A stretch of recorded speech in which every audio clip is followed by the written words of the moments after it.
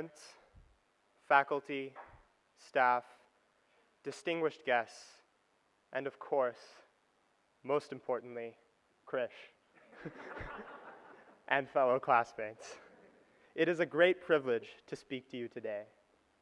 It was not easy to decide what to talk about in my speech. Today marks a significant milestone, but none of us have sufficient life experiences or wisdom to advise ourselves on how to best proceed from here.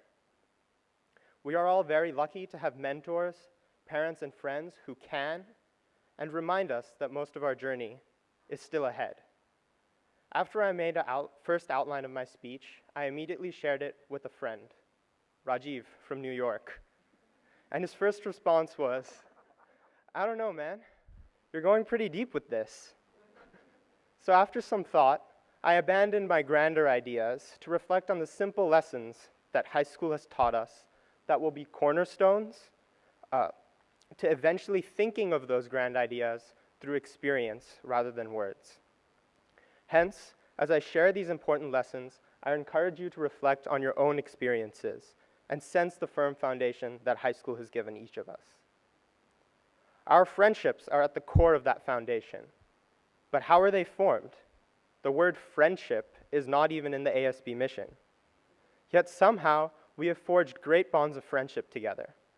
Well, the ASB mission can systematically create friendship, like it did in 10th grade when Aditya, Amar, Anshel, Maher, and I wanted to present at the ASB Unplugged conference. This was a huge deal, and naturally, Dr. Luthra was slightly hesitant to allow us to present to an audience of world-class educators. However, by continuous inquiry, both in person and through many emails that eventually landed us in some trouble, a room was reserved for our presentation at ASB Unplugged. It then took great courage to leave our presentation to 2 days before the ASB Unplugged conference. Moreover, it was our optimism that we would have a huge audience turnout nights before that allowed us to work through 2 daunting, sleepless, and regrettably showerless nights. What gave us solace throughout all of these dramatic events, including a vicious fight to the death between Maher and a moth, was that our presentation would inform us and enhance the lives of others, our audience. Sadly, the turnout was not so large. Rather than enhance the lives of others, at least we enhanced the lives of our mothers. Regardless, I think it is fair to say that what we endured forced a strong camaraderie that lasted for all of high school and will still last as we grow older. Adversity forges the bonds of friendship. Through mentorship from many teachers and similar experiences, we have all learned how to better apply the ASB mission to similar large projects and pursuits, like our extended essays. One key mentor in this lesson has been Miss Hewitt, the Iron Lady of IB at ASB.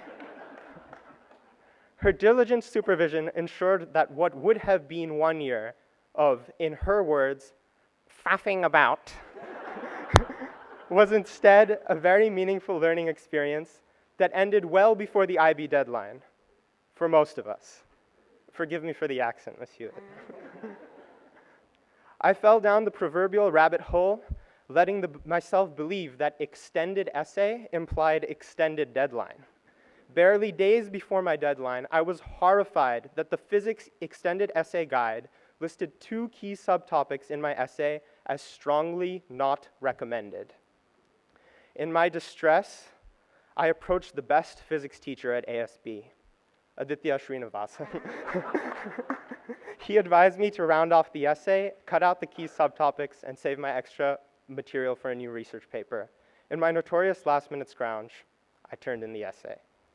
Jokes aside, though, the best physics teacher at ASB is undoubtedly Mr. Russell. He caringly kept things in perspective for me throughout my project, and had very sincere safety concerns, which even gave him nightmares of getting chased down and shocked by a rogue electrostatic precipitator. Invaluable mentors like him teach us way more than just a subject matter, and allow us to plan well and keep things in perspective with our best interests at heart. So, Mr. Russell, I guess in perspective, that last spaghetti lab that we owe you is just a small discrepancy. Part of this lesson also involved making the best of a bad situation. No one can do this better than Anshel Kankare. He made this clear on our first Model United Nations conference in Singapore in 9th grade. Highly unprepared as beginners, we entered a very crowded lobbying session. I joined the rat race of intimidating delegates while Anshel drifted to a corner of the room full of socially awkward delegates. Within hours, Anshel was commanding a motley crew of passionate and loud misfits and was listed as the primary author of a resolution for a committee issue.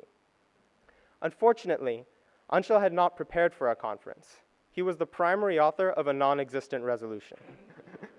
He worked tirelessly overnight and astounded the ASB MUN delegates when he went to the approval panel with a holistic resolution.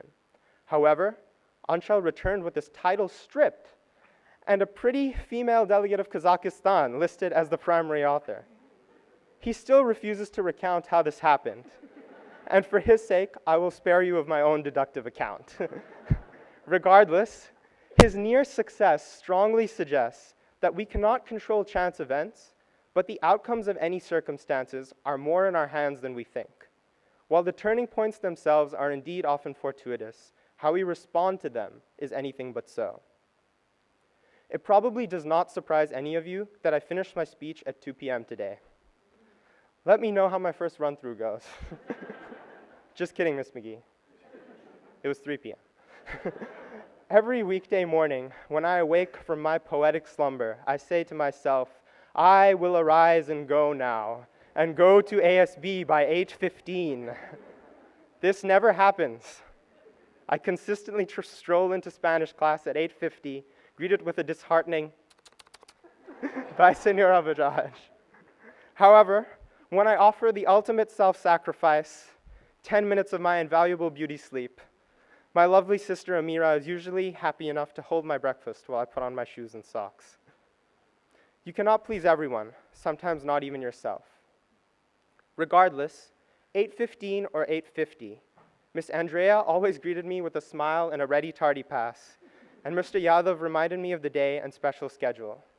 Neither of you have ever been embittered by our incompetence, nor have you ever refused me a lunch coupon, even with my immense Sodexo debt.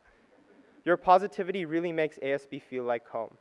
You are both unequivocally the two biggest homies at ASB. While Miss Andrea and Mr. Yadav have kept us afloat, I am most indebted to the mentors who threw me into the deep end and have expected me to resurface each time. Last year, for my yatra, at great personal risk, I ventured into the art of Kathakali. I tried very hard, but I scarcely understood how absolutely terrible and confused I looked. Thankfully, Miss Newcomb was so helpful when she recorded and shared a video of my best attempts with all and sundry. Devastated and humiliated, I promised myself that this would not be the last impression of my dance skills in high school. Lo and behold, my promposal video sports exactly 162 likes and comments about my flamenco marcha. This is just one example of how Ms. Newcomb has pushed me beyond what I perceive as my maximum potential to show me that my learning and passion can be unbounded. Without you, I would not believe that with hard work and passion, anything is achievable.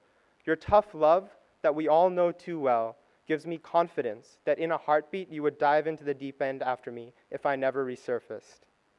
So I will continue to ambitiously leap into the deep end for the rest of my life with the knowledge that the risks I take will hold me in good stead.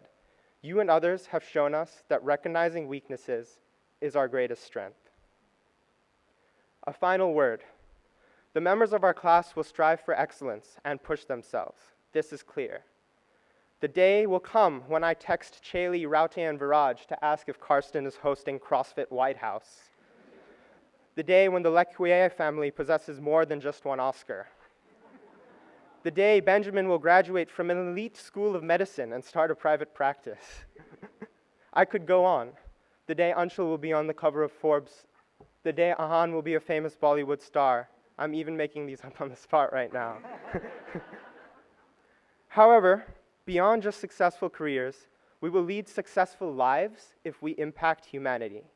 This is the one grand idea that stuck from my original draft. To lead such lives, our experiences must be forged in acts of service to others. In the past 8 years, ASB has systematically shown me that service is the greatest character and mission-building process. Conscious and planned service to people less fortunate than us is necessary for real success. All of us are responsible for achieving our own real success. Members of the class of 2014, you are meant for great things in this life, but there are many lessons that we still have to learn before we are ready to take on such a responsibility. Thank you, and I wish you all the best of luck.